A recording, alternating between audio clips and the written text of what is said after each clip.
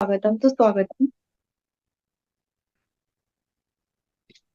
सुस्वागतम सुस्वागतम सुस्वागतम श्री भगवती क्लासेस प्रस्तुत स्वाध्याय और ध्यान कार्यक्रम में मैं जयश्री महाजन आपका दिल से स्वागत करती हूँ।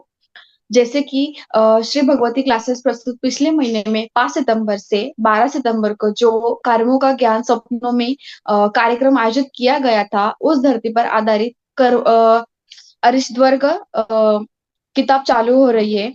तो आज की किताब है अरिष्टवर्ग। तो इस किताब के बारे में हमें श्रावंती किशोर मैम बताएंगी। तो अभी इस किताब के बारे में मैम प्लीज आप बताओ। I welcome you ma'am. Thank you. Thank you madam. सर्वप्रथम ब्रह्मर्षि पितामह पत्री जी को मेरी आत्म प्रणाम और मेरे ज्ञान गुरु वंशी मास्टर को मैं कोटि कोटि नमन करती हूँ और विश्व के सभी गुरुओं को मैं आत्म प्रणाम और इस सत्र में जुड़ी हुई सभी मास्टर्स को मेरी आत्म प्रणाम।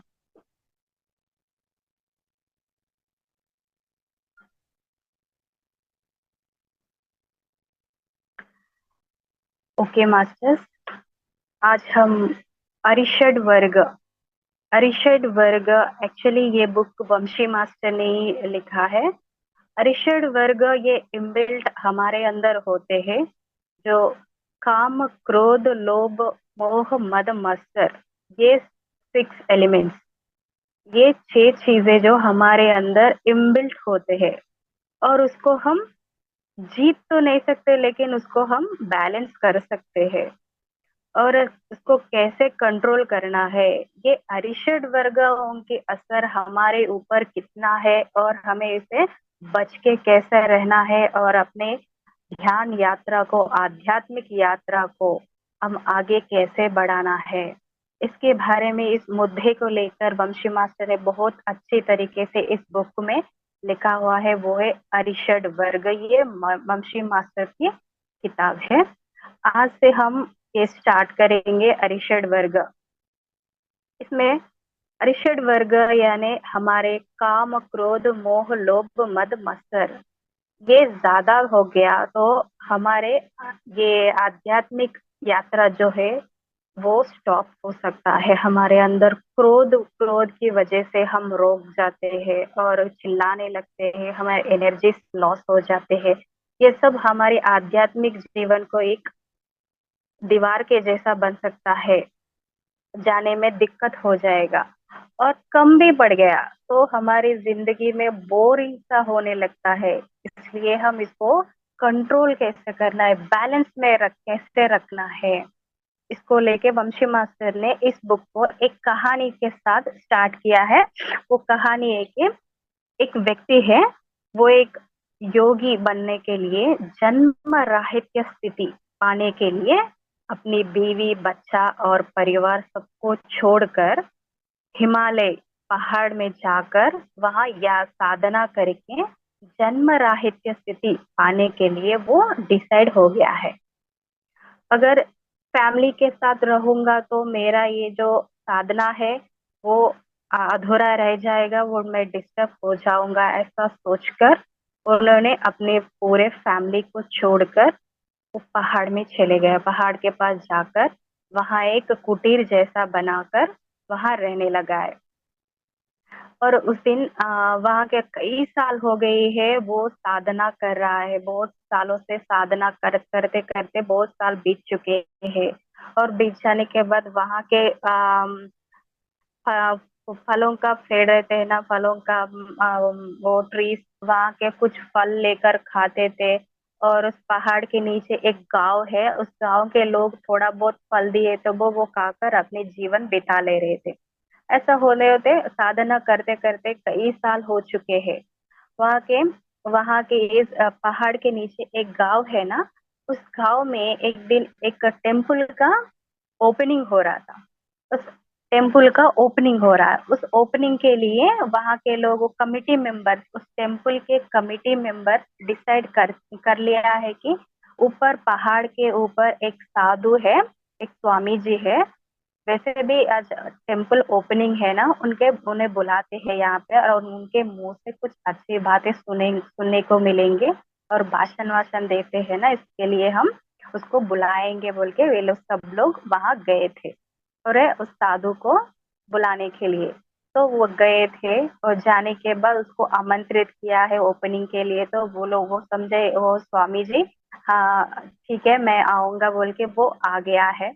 और आ गया है, उसको वहां के लोग उसके पूजा किया, चरण पूजा किया है, और उसको सम्मान दिया है, बहुत उसको फूल दिया है, उसको सम्मान किया है। और वो भाषण भी दिया है कि आप सभी लोग भी मेरे जैसा पूरे परिवार बच्चा सबकी आपके फैमिली को छोड़कर कहीं पर अकेले में जाकर आप साधना करो, और इस अरिषड वर्गाओं को जीतोगे, तभी तुम जीतोगे। जब तक आप फैमिली को छोड़ते नहीं, तब तक आप इसी चक्र में फंसकर रहोगे, अरिषड वर्गा को आप जीत नहीं पाओगे। ऐसे स्टेटमेंट देते हैं। ऐसे भाषण देने के बाद सब लोग बहुत तालियां बजाते हैं और उसको सम्मान करते हैं। तो उसके बाद वो लोग वैसे भी वहाँ ओपनिंग हो रहे ना, वहाँ एक मेला हो रहा था, एक मेला हो रहे, तो वो ये सोचने लगा है कि ये स्वामी जी सोचने लगे, वैसे भी मैंने बहुत सालों से साधना किया है और अरिषड वर्गों को मैंने जीत लिया है। अब मैं भीड़ भाड़ में या इन सबके साथ मैं जुड़ सकता हूँ, जहाँ चाहे मैं वहां जा सकता हूँ बोल के वो खुद ही डिसाइड कर लिया है कि मैंने अरिषड वर्गों को जीत चुका हूँ। ऐसा सोचकर उन्होंने उस मेले में एक चक्कर मारने के लिए, एक राउंड मारकर एंजॉय मजा लेने के लिए सोचा था। तो वो निकल पड़े हैं। तो वहां के उस मेले में पूरा ये वो सब देख रहे थे, वहां के झूले देख रहे थे, और वहां के भीड़ भाड़ को देख रहे थे, सबको देख के मजा ले रहे थे, वो एंजॉय कर रहे थे। उस अचानक उस मेले में बहुत भीड़ भाड़ हो गया था। उस भीड़ में एक आदमी आकर इस स्वामी जी की पैर को फिसल दिया था, कुचल दिया था। कुचल देने के बाद वो नीचे गिर गया था। गिरने के बाद वहां के लोग उन्हें उठाए थे, और उन्हें उठाने के बाद ये स्वामी जी को इतना गुस्सा आया था, इतना गुस्सा आया था, उस आदमी को पकड़कर उसकी कॉलर शर्ट पकड़ के उसको बोलने लगा है कि मुझे क्या समझा है तुमने, मैं कौन, तुम जानते हो क्या कि मैं कई सालों से मैंने साधना कर कर मैंने इस अरिषड वर्ग को जीत कर आया हूँ, मैं बहुत ग्रेट पर्सन हूँ, तू मेरे साथ ऐसा बर्ताव किया है क्या, मैं तुम्हें क्षमा नहीं दूंगा, ऐसा बोलने लगा है। तो वो व्यक्ति वो जो इसको पैर को कुचल दिया था, उस वो तुरंत आकर उसकी पैर पकड़, स्वामी जी के पैर पकड़कर, स्वामी मैंने जानबूझकर नहीं किया है, मैंने आपके पाँव को नहीं देखा है, इस भीड़ की वजह से अचानक ये हो गया है, मैं इसके लिए आपको माफी मांगता हूँ। तो वे बोलने लगा है, लेकिन ये स्वामी जी वो क्षमा स्वीकार करने के लिए तैयार ही नहीं है, और उसको गुस्सा कम ही नहीं हो रहा था। तो वहां की कमेटी मेंबर्स जो है, वो लोग सभी लोग वहां पर आकर उस आदमी को और इस स्वामी जी को समझाकर वहां से उन्हें लेके गया उस पहाड़ के ऊपर। उस आपके वो लोग कहने लगा है कि आप आइए और मैं आपकी कुटीर में आपको ड्रॉप करके आऊंगी। तो उन्हें लेके गए थे।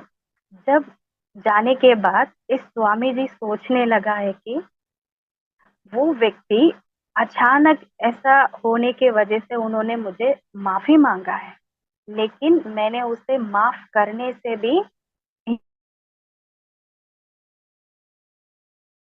मैं नहीं हूँ, इतना गुस्सा मेरे अंदर है। यानी मैंने क्या साधना किया है, मैंने क्या ये अरिषड वर्गों को मैंने क्या अम, वो मैंने सक्सेस किया है, उसको मैंने क्या पार किया है, मैंने अब तक कुछ भी नहीं किया है। ये सब मेरा, मैंने उसको जीत लिया है, ये सब मेरा इल्यूजनेशन है। अगर सही में मैं जीत लिया तो इतना क्रोध मेरे अंदर तो होता ही नहीं है।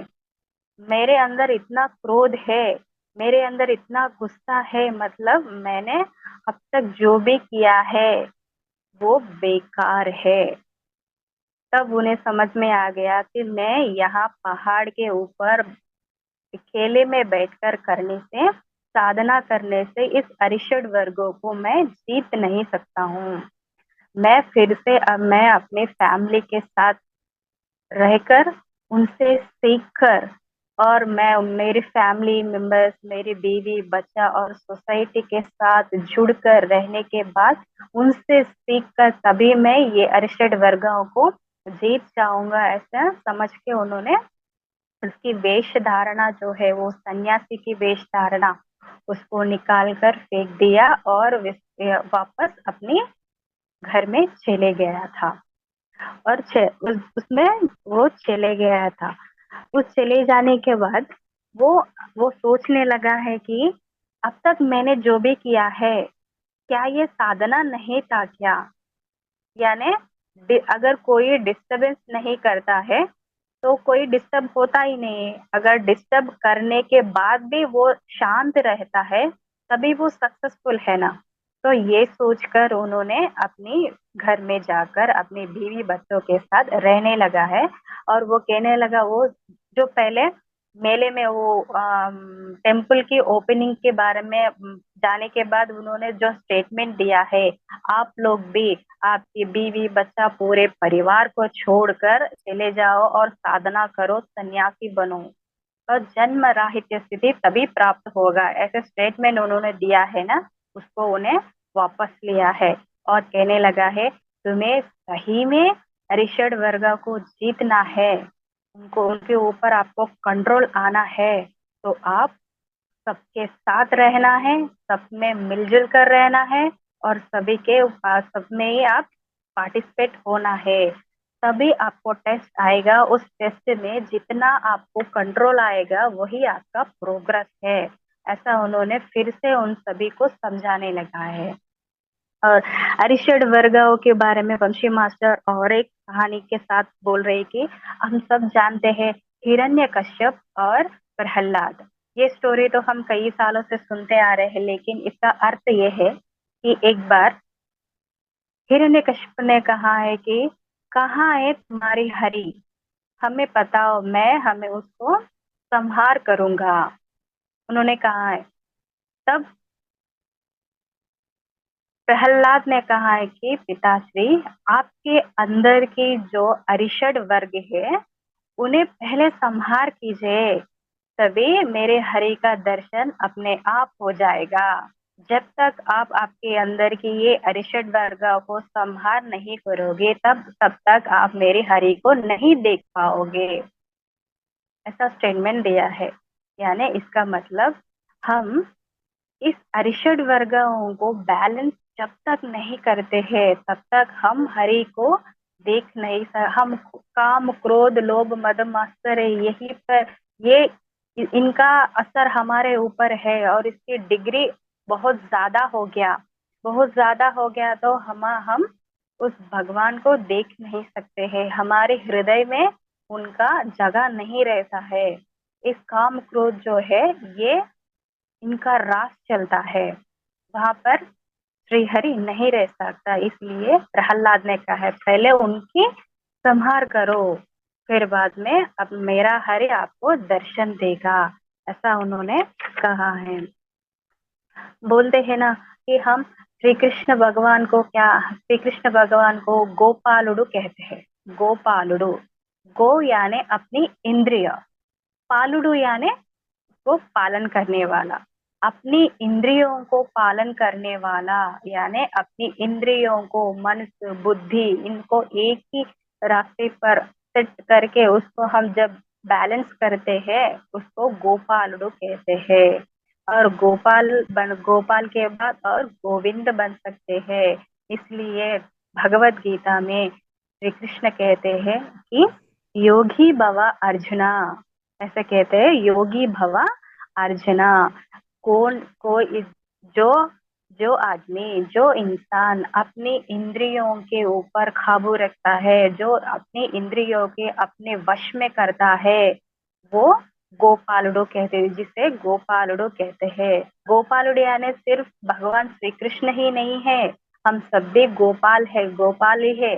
और हम गोपाल कब बन सकते हैं? अपनी इंद्रियों को अपने कंट्रोल में जब करते हैं तब भी हम गोपाल बन सकते, गोपाल बनते हैं। इसलिए उन खुद इंद्रियों को स्वाधीन में रखकर करने वालों को गोपाल कहते हैं। वही लोग मुझे बहुत पसंद है पार्था, ऐसा उन्होंने कहा है श्री कृष्ण भगवान। मनुष्य में मनुष्य में त्रि तरीके के तीन तीन प्रकार के लोग होते हैं। वो एक सांसारी लोग होते हैं, और दूसरा है सन्यासी होते हैं, और तीसरा है योगी, योगी लोग होते हैं। सांसारी यानी ये हमेशा अरिषड वर्गों के सरेंडर में रहते हैं, उसके सरेंडर में रहते हैं, यानी उसको पकड़ के रहते हैं। जैसे मेरा बीवी, मेरा बच्चा, मेरा घर, मेरा दौलत, ये सब मेरा मेरा मेरा मैं, यही अच्छा यही चक्र में फंस कर रहते हैं, जिसे संसारी कहते हैं। और दूसरा जो है सन्यासी, ये सन्यासी लोग हमेशा अरिषड वर्गों को जीत चुका हूँ, मैं इसको जीत चुका हूँ, ऐसा इल्यूजन में रहते हैं। एक भ्रमा, एक इल्यूजन में रहता है, और उसके इसके भी भाग कर चले जाते हैं, इनसे अरिषड वर्गों से भाग कर चले जाते हैं। उस भ्रम में रहता है कि हम ऑलरेडी जीत चुके हैं। ये सन्यासी लोग होते हैं। 90% ऑफ जो सन्यासी जो ऐसा ही रहते हैं, लेकिन लास्ट 5% जो लोक कल्याण के लिए सन्यासी बनते हैं, वो इस स्लॉट में नहीं डाल सकते हैं हम। वो अलग, वो सृष्टि कार्य के लिए सन्यासी होते हैं। बाकी के सन्यासी लोग जो है 90% ऑफ द सन्यासी, वो लोग सभी इल्यूजनेशन में रहते हैं। और तीसरा है योगी। योगी यानी ये लोग, ये सबके साथ रहते हैं और सब में पार्टिसिपेट होते हैं, निष्काम कर्म करते हैं, इसे निष्काम काम करते हैं, सबके साथ होते हैं, सबके सभी में इन्वॉल्व होते हैं। जैसे कि एक कीचड़ में एक खूबसूरत सा कमल कैसे निखार आता है, बिल्कुल वैसा ही एक फूल के जैसा, मड वाटर में भी फूल के जैसा खिलने वाला ये लोग होते हैं, जिसे योगी कहते हैं। ये लोग भी वैसा है, जितने हर तरह तरह के लोग होते हैं उनके सभी के साथ रहते हैं, पर निष्काम कर्म करते हैं, उसको कोई कर्म नहीं लगता है, क्योंकि वो लोग उतना स्वच्छ होते हैं, योगी लोग होते हैं, जिसे योगी कहते हैं। अरशद वर्गों को पकड़ कर रहने वालों को संसारी, और उसके उनसे भाग कर जाने वालों को सन्यासी, और उनको यानी उसको जीतने वालों को योगी, योगी कहते हैं। इसलिए हम सभी यही बात पर है, इसी तौर पर जा रहे हैं। जो योगी के लक्षण जो है हमारे अंदर भी है, उसको हम और पॉलिश करेंगे, हम सबके साथ रहेंगे, सबके साथ इन्वॉल्व होंगे, लेकिन हम निष्काम कर्म करेंगे। जैसे मड वाटर में फूल के जैसा, कमल के फूल के जैसा हम भी ऐसा बिहेव करके हम भी उस योगी परंपरा में जाएंगे। उस योगियों को श्री कृष्ण को बहुत पसंद होता है, हम भी उनके पसंदीदा बनना है ना, वो भी हम भी वही रास्ते पर जाएंगे। तो ये आज हम इस अरिषड वर्ग में ब्रीफ इंफॉर्मेशन दिया है वंशी मास्टर ने, और आज हम पहला है काम क्रोध लोभ मोह मद मत्सर, इन 6 में आज पहला काम, काम के बारे में बात डिस्कस करेंगे। काम यानी ज्यादा से ज्यादा क्या क्या सोचते लोग कि काम यानी श्रृंगार, या फिर सेक्सुअल रिलेशनशिप, सेक्सुअलिटी, यही सोचते हैं, है ना। लेकिन इसका सही अर्थ ये नहीं है। सही अर्थ ये है कि इच्छा, अधिक इच्छा रहना काम कहते हैं। एक इच्छा अलग है, और अधिक इच्छा वो ट्रांसफर होके तृष्णा बनता है। तृष्णा बनने के बाद क्या होता है कि एक एक इच्छा हमारे अंदर आता है, उसको पूरा करने के लिए हम बहुत कुछ करते हैं, उसके लिए ट्राई करते हैं। और ट्राई करने के बाद हमारे अंदर वो नहीं भी हो गया, और नहीं होने की वजह से हमारे अंदर एक दुख होता है। दुख की वजह से हम दुख होता है।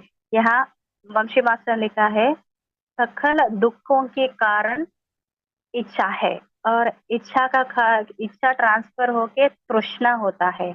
ये तृष्णा जो है, हद से भी ज्यादा इच्छा रखना, उस इच्छा को वही काट कर, जो नहीं हो गया हमारे हमारे से नहीं होगा, वो वहीं पे काट देना चाहिए। लेकिन हम क्या करते हैं, उसको जैसा भी हम उसको हासिल करना होगा, इसलिए हमें ट्राई करते हैं ना। इसकी वजह से अगर वो पूरा नहीं हो गया तो हमें बहुत दुख आते हैं। इसलिए यहाँ एक स्टेटमेंट दिया है, सकल दुखों के कारण इच्छा है, और इच्छा का कारण तृष्ण है, तृष्ण का कारण अज्ञान है, अज्ञान का कारण अविद्य है। इन सभी का कारण अविद्य है। अभी मैंने कहा है कि एक इच्छा पूरा नहीं हुआ तो हमारे अंदर दुख आता है। ये दुख का कारण क्या है? तृष्णा। हमारी इच्छा जो है वो तृष्णा में बदल गया है। वो तृष्णा का कारण क्या है? अज्ञान था। अज्ञान क्या है?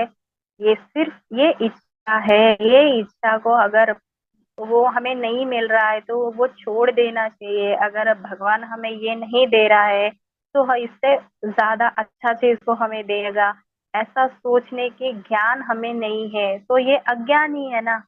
तो ये अज्ञान का कारण क्या है? वो अविद्या।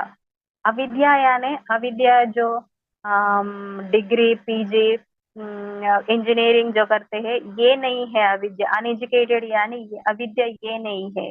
इंजीनियरिंग डिग्री, ये डिग्री का ये नहीं मीनिंग नहीं है। अविद्या यानी जिनको आत्मज्ञान और आत्मशा विद्या प्राप्त होता है, जिनको मैम, आत्मज्ञान के बारे आवाज में आवाज नहीं नहीं आ पता रही है। थी। आत्मज्ञान के अब आ पहले रहे, क्या बोले? हाँ, अब आया। आत्मज्ञान के पहले क्या बोले मैम? अविद्या। अविद्या, अविद्या होता है। अविद्या यानी ये डिग्री पीजी पीएचडी ये सब करने, ये अविद्या नहीं, ये एजुकेशन यानी ये नहीं है। अविद्या यानी आत्मशास्त्र और आत्मविज्ञान के बारे में हमें नहीं पता है। अगर हम इसको इनके बारे में नहीं जानते हैं तो हमें अविद्या प्राप्त होता है। तो इन सभी का कारण क्या है? हाँ, अविद्या है। इस सकल दुखों के कारण हमारे अधिक हद से भी ज्यादा इच्छा रखना। उस इच्छा को पूरा करने के लिए हम क्या नहीं करते हैं, सब कुछ करते हैं, ट्राई करते हैं, और कैसा भी करने के लिए हम ट्राई करते हैं, तब हमें दुख प्राप्त होता है। इसलिए हम जो हमारे नहीं है वो वहीं पर छोड़ देना चाहिए। तो वंशी मास्टर ने ये लिखा हुआ है यहाँ पे। और इसके लिए वंशी मास्टर ने एक बहुत छोटा कहानी के साथ एक्सप्लेन किया है कि एक फॉक्स, जिसे लोमड़ी कहते हैं ना, लोमड़ी, वो एक फॉक्स था। एक फॉक्स एक ग्रेप की लैंड में गया, एक ग्रेप की गार्डन में गया, और ऊपर देखा वहां पे बहुत अंगूर थे, अंगूर के फल थे। उसको देखा, एक बार जंप किया, वो नहीं मिल रहे थे। दूसरे बार जंप किया, नहीं मिला। तीसरे बार जंप किया, फिर भी नहीं मिला। तब वो फॉक्स डिसाइड कर लिया कि शायद वो मेरे मुंह में नहीं आ रहा है, इसका मतलब ये अंगूर अच्छा नहीं है, शायद मीठा नहीं होंगे, इसलिए मेरे मुंह में नहीं आ रहा है, ये खराब फल होंगे, इसलिए अगर इसको खा गया तो मेरा तबीयत खराब हो सकता है। मैं इसको छोड़कर, यहीं पर छोड़कर मैं चले जाता हूँ। ऐसा सोचकर उन्होंने चला गया। देखिए, एक फॉक्स एक फॉक्स उसके टाइमिंग सेंस कितना अच्छा है कि जो उन्हें नहीं मिल रहा है वो 3 बार ट्राई किया है। 3 बार जंप करने के बाद भी वो फल उसे नहीं मिला है।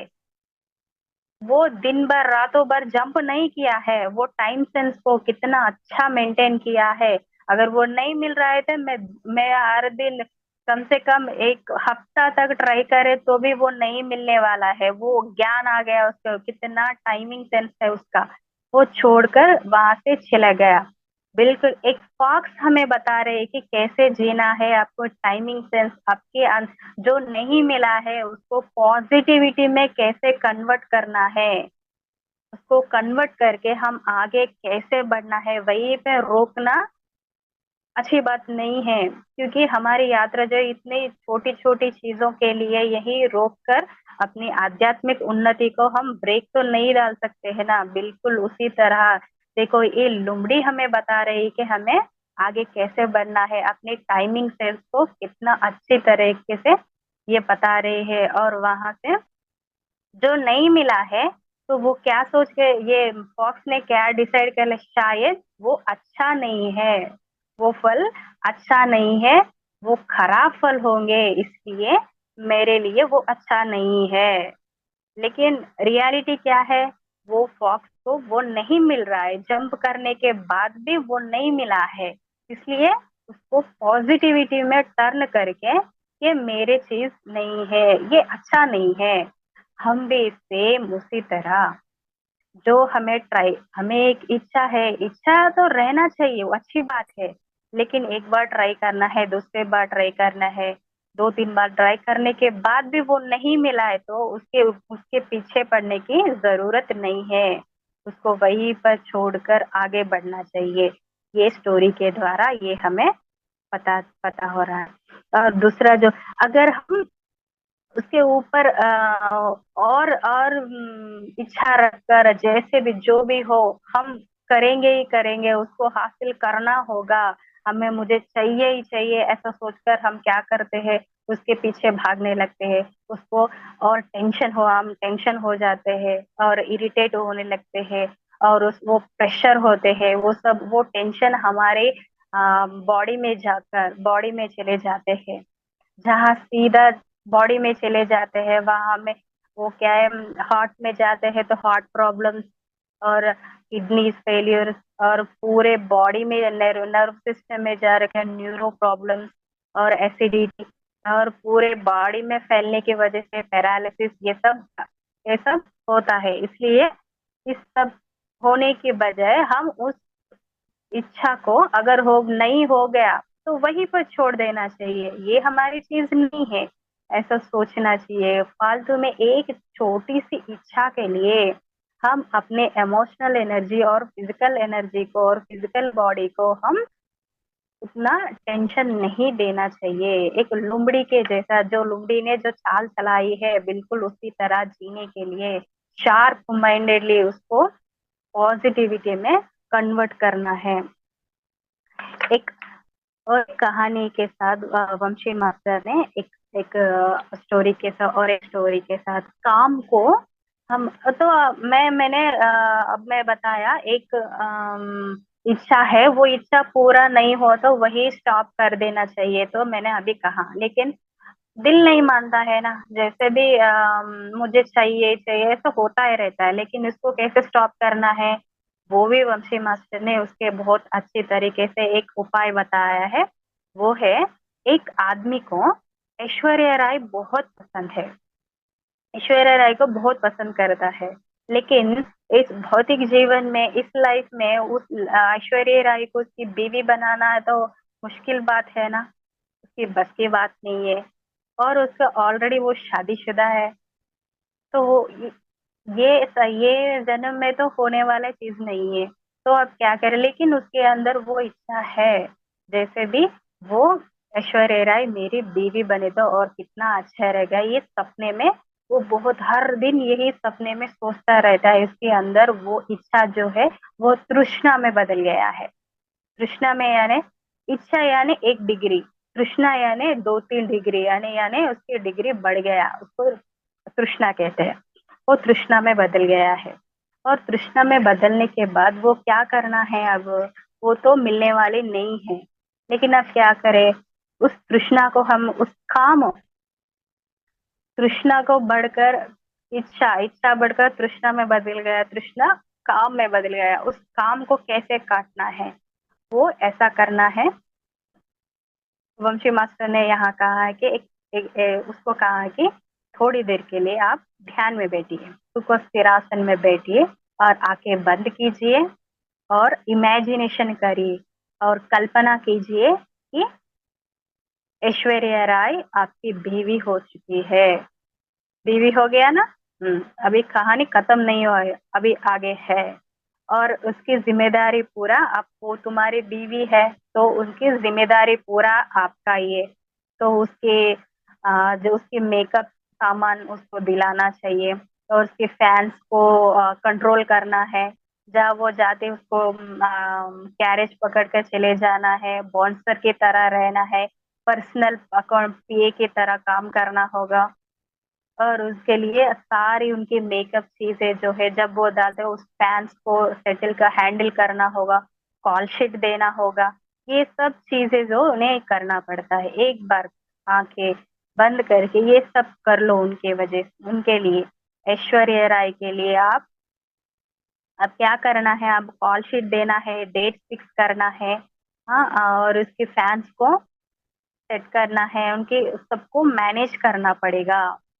ये सब आप ही करना होगा, बताया है। और वो सोचने लगा है कि अरे बाप रे, इससे ये सोचने के बाद, ये पूरा इमेजिनेशन करने के बाद वे सोचा है कि मैं इनका बीवी कहाँ हूँ, इसमें मुझे बीवी की जैसा कब दिखी नहीं।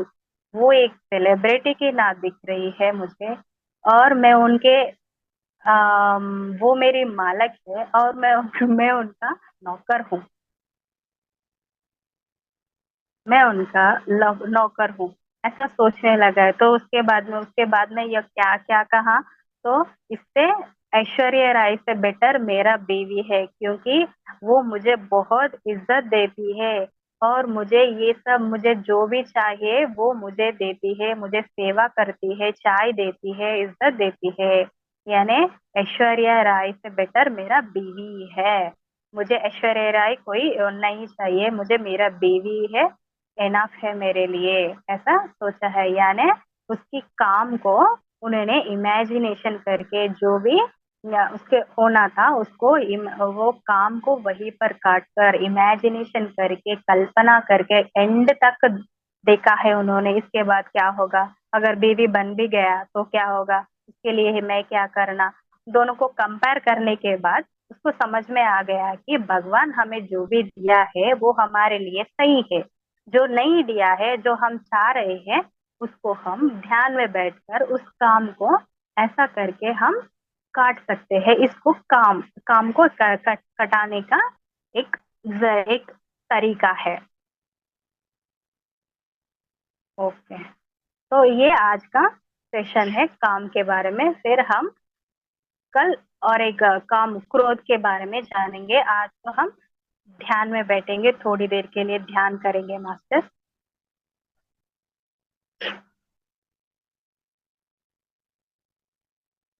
सब लोग सुख और स्थिरासन में बैठिए।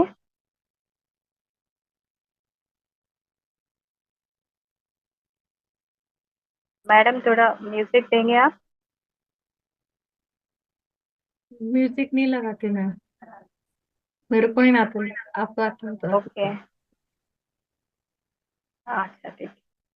ओके, साइलेंट मेडिटेशन करते हैं। ओके, सुख और स्थिरासन में बैठिए।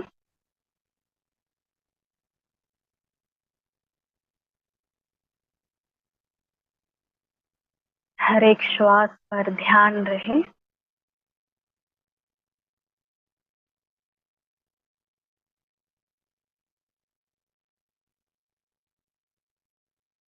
आने वाली श्वास और जाने वाली श्वास।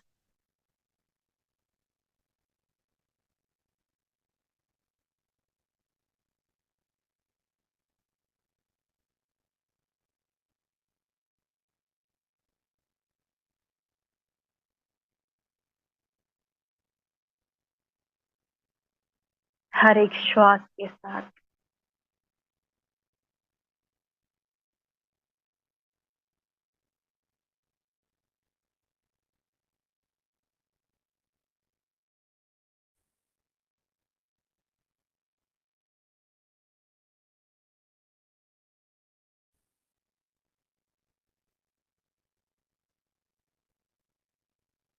आने वाली श्वास में इस विश्व की शक्ति को, विश्व ऊर्जा को अपने शरीर के अंदर आते हुए महसूस कीजिए।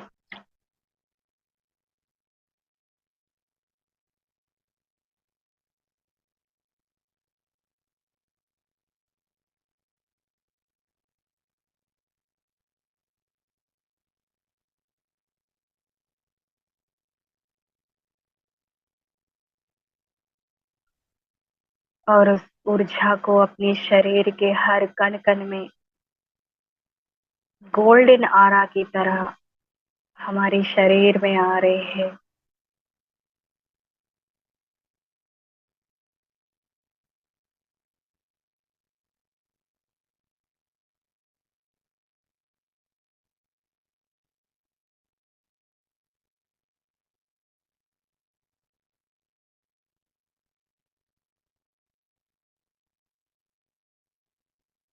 और जान बाहर जाने वाली श्वास में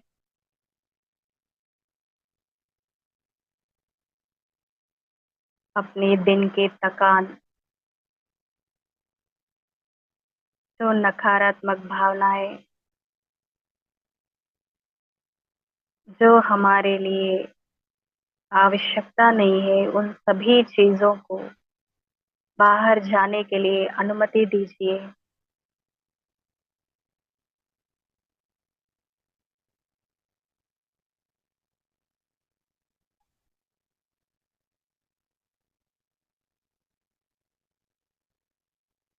हर एक श्वास के साथ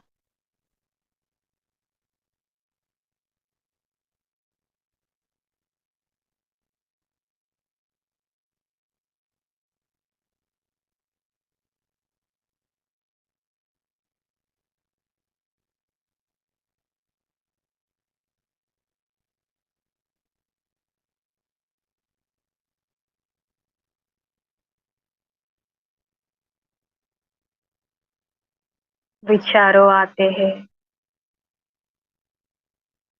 पर उन विचारों को वही काट कर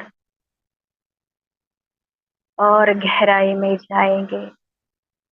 हर एक श्वास के साथ, आने वाली श्वास और जाने वाली श्वास के साथ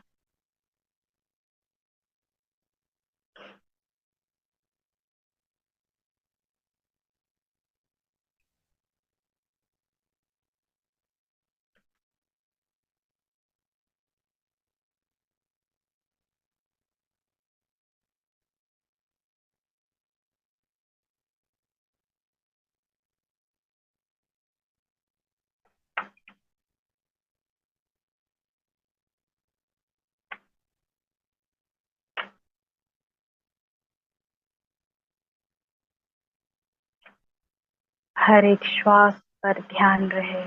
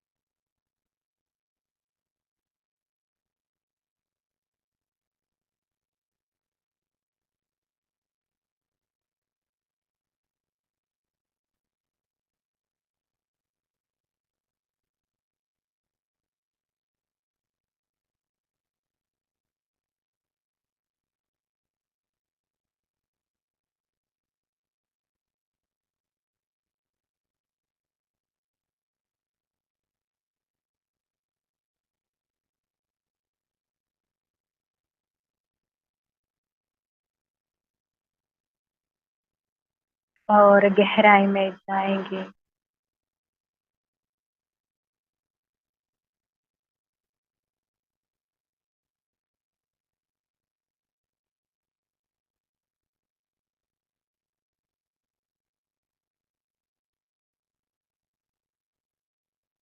हम अपने अंतरंग में प्रवेश हो रहे हैं।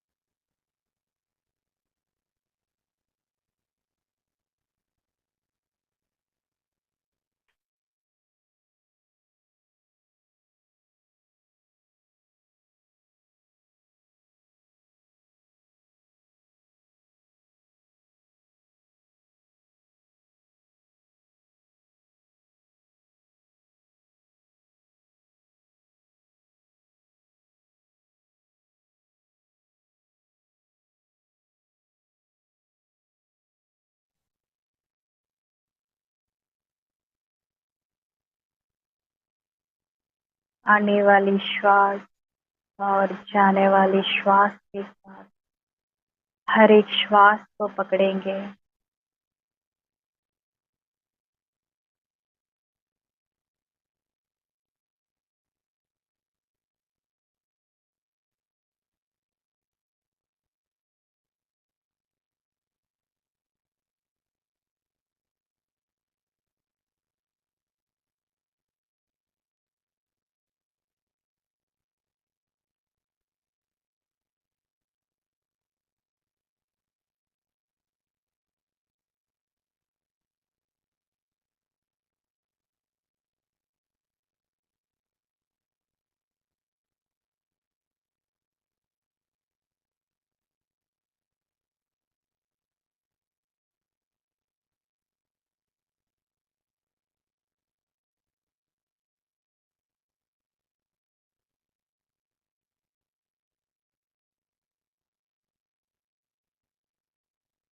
हम यूनिवर्स की चेतना के साथ जुड़कर उस ब्रह्मांड तक अपनी चेतना के साथ और गहराई में जाएंगे।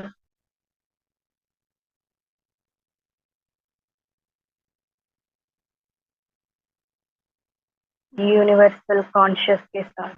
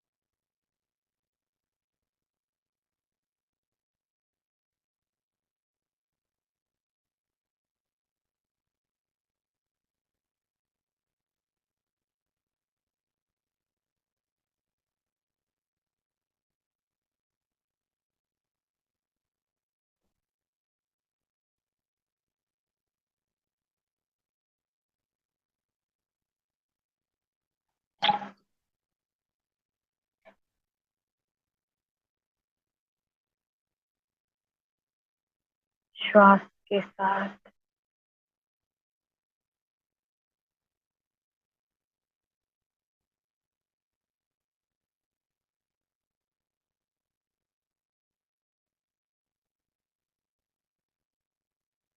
अपने श्वास के अपने जन्म जन्मों की साक्षी है।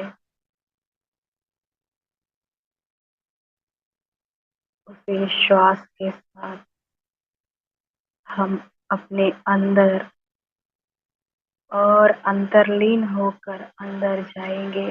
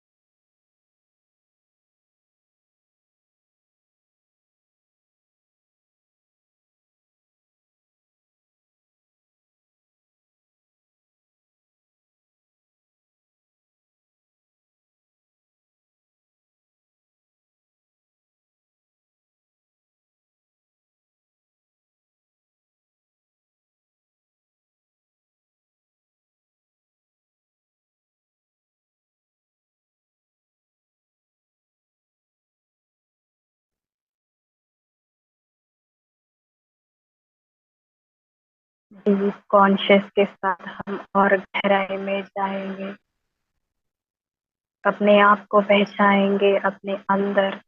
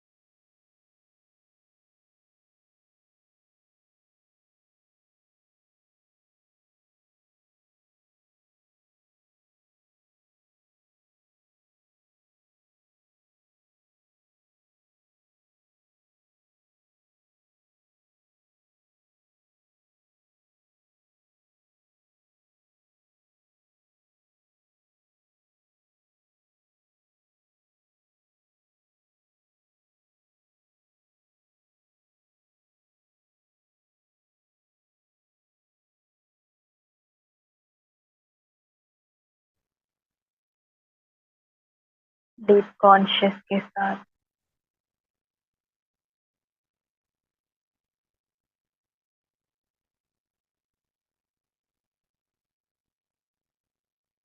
last 10 minutes, be with the breath.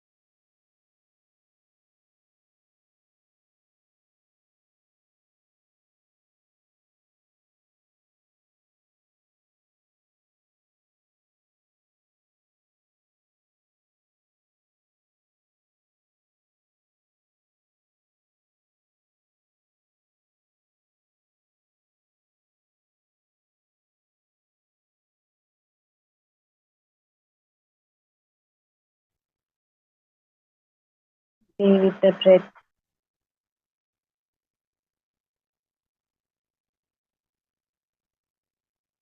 श्वास अंदर आ रहे हैं और बाहर जा रहे हैं। विश्वासानुसंधान।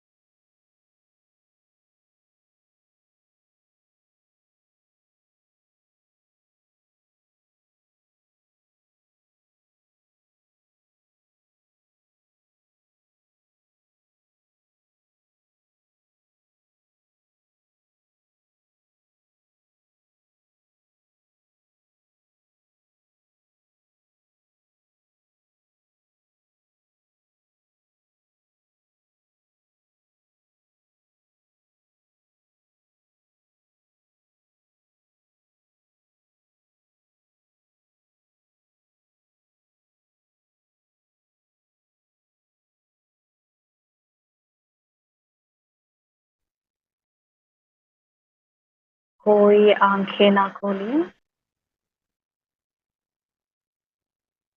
आराम से बैठिए सुख और स्थिरासन में।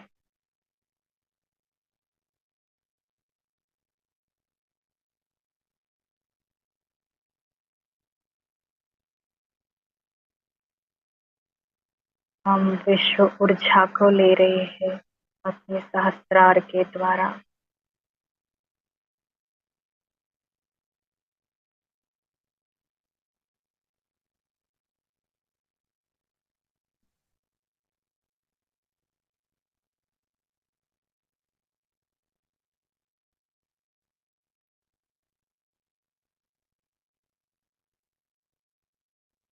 Last 5 minute.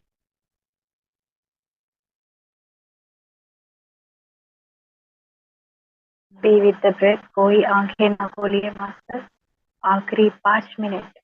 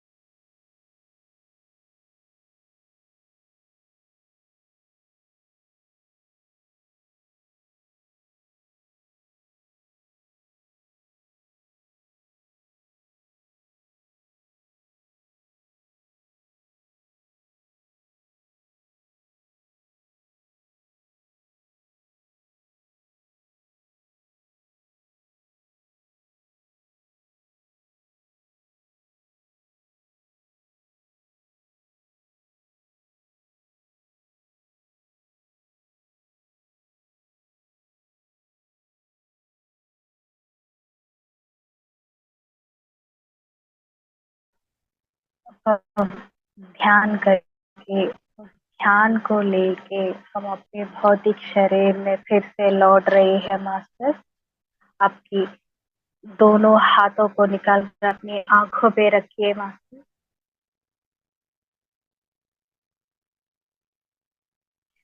5 4 3 2 1 0। स्लोली आपके हाथों को निकाल दीजिए और मुस्कुराते हुए देखिए। 4 3 2 1 0। और ध्यान के लिए सभी मास्टर्स को ग्रेटिट्यूड है master, all divine masters, thank you thank you thank you.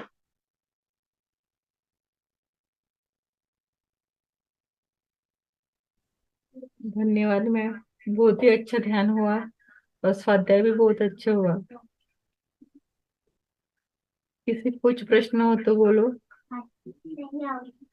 भगवान सर, कविता मैम।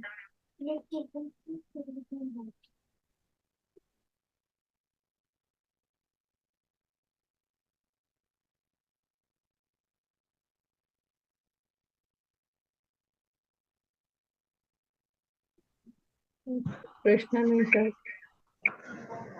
मैडम का सेशन भी अच्छा हुआ और ध्यान भी अच्छा हुआ, बहुत अच्छा दिया madam.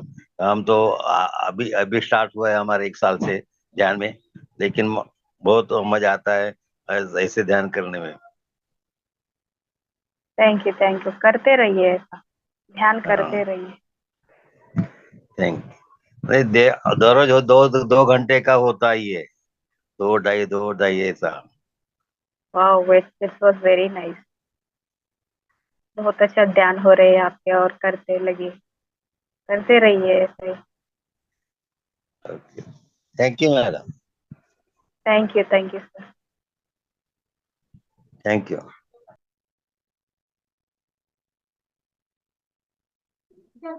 Thank you ma'am, session close करें। हाँ जी हाँ, ओके।